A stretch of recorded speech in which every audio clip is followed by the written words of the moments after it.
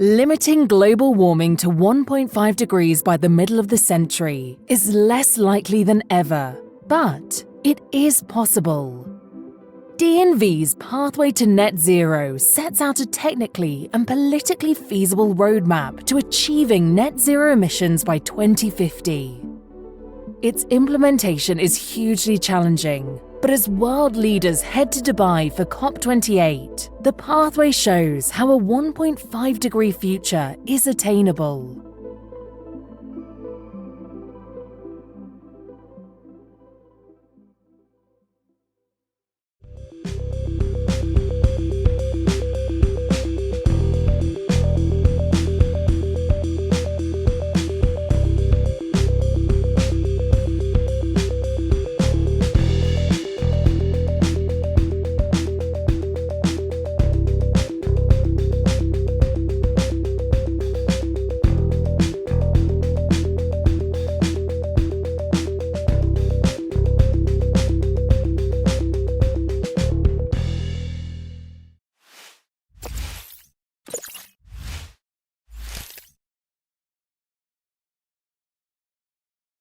Olá pessoal, sejam todos e todas bem-vindos ao Estúdio PBR, direto da OTC 2024.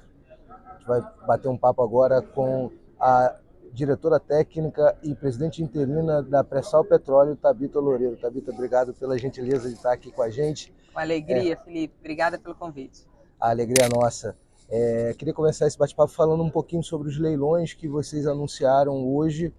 Nessa segunda-feira vocês anunciaram que contrataram a B3 para fazer os leilões da fatia da União no petróleo do pré-sal. Queria começar você explicando para a gente como é que vão ser esses leilões, quais são os volumes que vão ser vendidos. Tá ótimo. Vou começar então dos volumes de partilha. Hoje a produção da União está em torno de 50 mil barris por dia, mas ela vai crescer agora exponencialmente, né? A gente vai chegar aí em 2029, 2030, pelos cálculos da PPSA, a gente vai superar os 500 mil barris por dia. Essa produção, ela é ascendente, né? Então a gente precisa se preparar para poder vender essa curva de produção. A produção da União, ela foi vendida em 2021, num contrato de 3 anos para Mero e Búzios. Então esse contrato está encerrando em 2024. Então, por isso que agora a gente vai precisar fazer um leilão para vender a produção de 2025, né? E aí a gente lançou um calendário de leilões, Felipe, porque a gente começa a dar previsibilidade para o mercado dessa curva de produção, né? E desse óleo que vai ficar aí disponível para ser comprado, né? E, em geral, quem compra é quem tem capacidade de vir buscar essa produção na plataforma, que é quem tem os navios de posicionamento dinâmico aliviadores, né? E, em geral, é quem está ali mesmo, operando ali e produzindo dentro ali do polígono do pré-sal. E, eventualmente, a gente teve, por exemplo, a Acelen também comprando, né? Conseguindo essa infraestrutura e comprando também a nossa produção, né? Mas aí, como a gente vê que esse crescimento vai ser um crescimento abrupto, né? A gente precisa dar previsibilidade, porque as empresas precisam ter essa capacidade de navio DP para vir buscar essa produção. E você vê que a produção de partilha hoje ela é 1 milhão de barris por dia. Então a gente tem a produção do Brasil 3,5, 1 milhão é 29% da produção hoje do Brasil. E essa produção, em 2028, segundo o Programa Nacional de Produção, ela chega a 1,9. Segundo as nossas estimativas, em 2029, ela já ultrapassa os 2 milhões de barris por dia. Mas a produção da União, ela aumenta 10 vezes. Você vê que a produção de partilha duplica de 1 para 2, mas a produção da União, ela sai de 50 e vai para 500. Por que isso? Não só porque a gente tem esse ramp-up de produção, né, da partilha, mas também porque acionam-se os gatilhos. Hoje, você tem uma receita calculada, você tira os 15% de royalties, portanto ficam 85%, e na maioria dos contratos você pode recuperar até 80% em custos dessa receita. Então, o que fica para a União? A partilha dos 5%. Então, assim, se eu dei 20% lá no leilão, por aquela área eu vou partilhar 20% dos 5%. No momento que esses custos são recuperados, aí eu tenho um share muito maior, sei lá, no máximo, no limite, aí 85% para poder compartilhar com a União. E aí entram esses volumes grandes aí para a União. Então, hoje a gente lançou um calendário que a gente vai fazer um leilão dia 31 de julho para vender as cargas de Mero e Búzios de 2025. tá? A gente vai vender mero em 3 lotes, tá? Um lote em torno de, é previsão, né, de estimativa, em torno de 10 milhões de barris, o outro em torno de 10 milhões de barris, são 20 cargas de 500 mil barris, e o outro é 21 cargas, então dá 10,5 milhões de barris. E um quarto de Búzios, tá? Em torno aí de 5 cargas, que dariam 2,5 milhões de barris. Então, ao todo, a gente está vendendo 33 milhões de barris, que isso dá, em termos de valores, aí isso vai depender do preço do petróleo, a gente pode ver que entre 10 bi a 15 bi de reais para a União, tá bom? Legal. Então é isso que a gente está aí disponibilizando. E ano que vem, né, em abril do ano que vem, a gente espera fazer, até abril do ano que vem, o leilão para vender 2026, né? E assim sucessivamente, né? E talvez o de 2027, isso a gente vem conversando muito com o ministro Alexandre Silveira, né? Com o secretário de Petróleo e Gás, com o Ministério de Minas e Energia, né? Como é que a gente vai fazer esse ritmo de venda, né, desses leilões? Talvez no final de 2025 eu já esteja vendendo 2027, tá? E quiçá até 2028. Por quê? Porque o volume aumenta? Porque o volume aumenta e por conta dessa previsibilidade do navio DP. A gente vê que o mercado hoje do navio DP, você tem capacidade ociosa. Então é muito bom para quem tem capacidade ociosa comprar o óleo da União e ainda, né, otimizar ali a eficiência e ainda ganhar uma margem em cima disso, né? Mas a gente acha que em 2027 o mercado vai começar a apertar. Então a gente precisa da previsibilidade para que as empresas tenham essa infraestrutura, né? E para a gente ter também essa competitividade. Por que também a gente fatia em lotes? Porque às vezes um comprador, uma empresa, só tem um navio DP disponível. Então ela não poderia comprar uma produção cheia de mero, por exemplo, se fosse 3 lotes cheios. Então a gente fatia para que, né, ele tenha a oportunidade de entrar num lote, o outro entra no outro. Então a gente amplia assim a competitividade.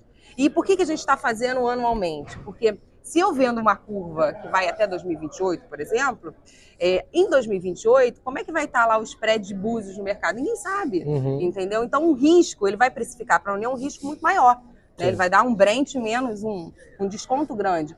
Mas ano que vem você tem essa previsibilidade, então tende-se a maximizar os resultados quando você faz paulatinamente, anualmente. Então, a gente vai dar esse horizonte de leilões justamente para a gente ganhando confiança do mercado, previsibilidade, dizendo assim, olha, a partir de agora a União vai fazer esses leilões anuais, né, para a gente poder colocar essa carga no mercado, essas cargas, dando previsibilidade e também dando tempo para que as empresas se preparem em termos de infraestrutura para vir pegar esse óleo. Alguma coisa fica de fora, né? Então a gente, por exemplo, está vendendo Mero e Búzios. Né, tá de fora Tupi e Sapinhoá, que já foram vendidos até 2025, tá de fora Itapu, Sépia, que são cargas, vendas spot que a gente faz no mercado e que tem maior retorno também para a União. E também a gente vai deixar alguma coisa de fora também, por quê? Porque a gente tem outras políticas públicas em estudo, gás para empregar, o swap, né? A gente tem, eventualmente, a gente está fazendo esses estudos para priorizar o mercado nacional. Então, tudo isso está sendo estudado. Então, por isso que a gente vai no calendário divulgando aos poucos, mas sempre, né, tentando dar previsibilidade para quem for comprar o óleo da União. Legal. Você falou da produção em si. A gente está aí hoje, a produção da União representa mais ou menos 50 mil barris e que cresce bastante até 2029, chegando aí, superando 500 mil. E o gás cresce também, a produção de gás cresce também. Vocês, no anúncio que vocês fizeram hoje, vocês anunciaram que estão estudando como fazer o leilão de gás, né? Esse é o momento para essa fatia da União no gás natural. Isso, na verdade, hoje a nossa produção de gás é pouco mais de 100 mil metros cúbicos por dia, né? E hoje a gente vende diretamente ali para a Petrobras. Essa produção da União, Felipe, ela fica patinando entre 200 e 300 mil até 2026. Tá? Só em 2027 que a gente vê que ela cresce aí acima de 1 milhão de metros cúbicos por dia, depois em 2028, 3, 2029, 3,5. Ela fica nesse platô aí depois por um tempo, né? Eu já tinha falado com vocês, né, na Gas Week, né, que a gente tem conversado muito com o Ministério de Minas e Energia, né, sobre como é que a gente vai fazer para poder conseguir escoar essa produção e colocar essa produção no mercado. Afinal de contas, né, nós precisamos colocar essa produção no mercado, né, e é bom para o mercado e é bom também para a União, que a gente maximiza os resultados para a sociedade brasileira. Então, hoje nós estamos trabalhando com o Ministério de Minas e Energia, né, com os ministérios que integram o Conselho Nacional de Política Energética para a gente poder ter uma resolução do CNPE que nos autorize a acessar o sistema de escoamento, né, o gasoduto do FPSO até o PGN, e também que nos autorize a acessar a unidade de processamento. E aí, com isso, a gente consegue vender o gás aqui na saída aqui da UPGN, e aí o consumidor vem aqui buscar esse gás. Eu até falei com você sobre a questão do transporte, né? Eu não preciso de uma mudança legal para o consumidor vir aqui buscar, tá? Na verdade, eu preciso de uma mudança legal para me tornar um carregador, porque a lei diz que a PPSA pode contratar o beneficiamento do gás natural, ou seja, pode contratar até o PGN, mas não poderia contratar, então, o transporte. Mas isso também não está né, hoje na questão. Você pode vir, o consumidor pode ser o carregador e vir aqui buscar na porta da UPGN sem problema. E aí, a intenção é que uma vez eu tenha essa resolução, eu consiga acessar o sistema de escoamento, aí eu faria um leilão para vender esse gás na saída ali do sistema de escoamento, tá? Eu acessaria o sistema de escoamento, faria esse leilão, e, eventualmente, depois, né, quando eu aprender, se aí um pouco antes desse crescimento crescer, eu acesso o CIP, né, porque eu também preciso de infraestrutura. É uma operação 24/7, a gente está fazendo um concurso da ANP agora. Da ANP, ó, da PPSA, esse é ato falho aqui no meu. Da PPSA agora. Esperamos, né, que a gente tenha autorização da SESC para fazer o concurso, para a gente conseguir, então, a gente ter estrutura aí para a gente, né, operar o sistema de processamento, operar ali o contrato ali, né, do sistema de processamento, e colocar esse gás ali na saída do CIP, né? O que eu digo é o seguinte, que isso é passo a passo, tá? Uma vez que eu consiga a resolução do CNP, aí eu vou conseguir acessar o CIP. Aí, depois eu vou conseguir acessar o CIP. Aí eu tenho que discutir política pública. Para onde é que a gente vai vai vender esse gás para qualquer um? Ou é só para a indústria? Ou é só para fertilizante? Ou o que é que a gente vai fazer, né, desse gás? Né? A gente vai direcionar só para a indústria, por exemplo? Né? E aí vamos fazer um leilão? Vamos fazer um leilão de longo prazo? Vamos fazer um leilão agora em 2025, por exemplo, para vender uma curva a partir de 2027? Isso tudo precisa ser discutido com o Ministério de Minas e Energia, né, com o Conselho Nacional de Políticas Energéticas, para a gente conseguir ir direcionando. Mas, por enquanto, meu esforço está, né, e do Ministério de Minas e Energia, ainda a gente conseguir acessar o CI e o CIP. E aí depois entra como é que a gente vai fazer, né, vai direcionar esse gás para o mercado.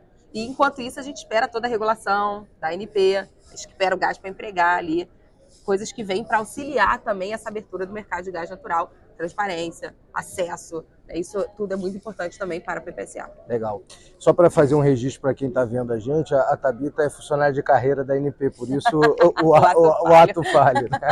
Só para registrar quem estiver assistindo a gente. Com certeza.